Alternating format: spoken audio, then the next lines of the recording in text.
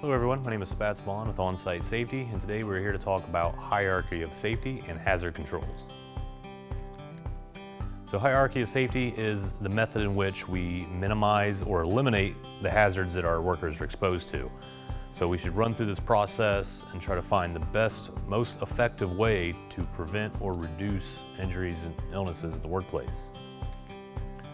So the pyramid of hierarchy control, you've probably seen this if you've ever taken any OSHA classes or safety training of any kind.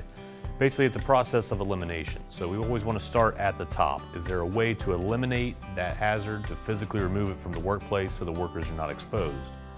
Typically in the construction industry, that's really hard to do unless you're sending in robots to do the work for us. It's kind of hard to eliminate those hazards altogether. The next step is to substitute it out. So is there a way we can do that job differently and not be exposed to the hazard? A good example would be using chemicals. So we're using a hazardous chemical, we have to wear a bunch of PPE, gloves, masks, all this stuff. Is there a different chemical that we could use that produces the same results without the hazard? So we substitute that out for a safer product. Engineering controls would be to isolate the hazard. A good example are our guardrails on a job site. So we install guardrails, now the hazard has been eliminated, so people cannot fall off. They don't have to physically do anything. The protection is there for them. Administrative controls would be to change the way people work. An example would be job rotation. Maybe you're using a loud piece of machinery. So we're going to set up a work schedule so you're only on that loud piece of machinery for a few hours, and then someone else is going to come take your place and you're going to go work somewhere that's quieter. So the exposure to that loud noise is reduced and less harmful. And the last line of defense is always going to be the PPE. So that's where you have to physically wear personal protective equipment. So you have to put on gloves or put on hearing protection or respirators or paint suits, whatever it is. So we've gone through all the processes. There's no other way to make it safe.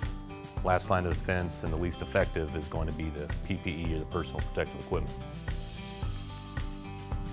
Here's an example of fall protection. So using that hierarchy theory, so eliminate the hazard. As you can see, he's changing the light bulb from the ground with a pole. So instead of climbing up on a ladder or getting on a scaffold, we're doing it from the ground, so there is no fall hazard. It's been eliminated. Passive fall protection would be the guardrail system. So it's been installed, it's in place. The worker can do their job without falling off of an edge because there is a passive system. Then we go to a fall restraint system. So that's a fixed length connecting device that only allows the worker to go so far.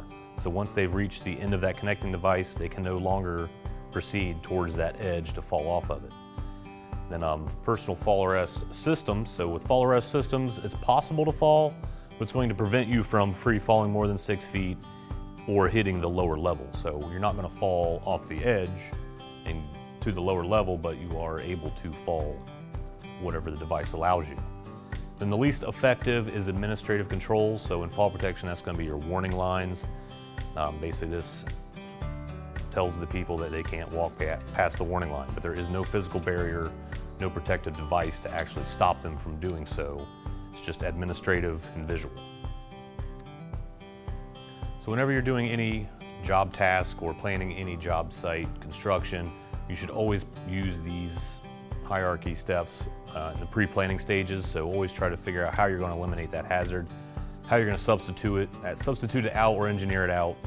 And if you can't figure those out, what PPE is going to be required while you're doing that job or constructing that structure. So once again, my name is Spatz with Onsite Safety, and remember to always follow the hierarchy of controls and keep your workers safe on these job sites.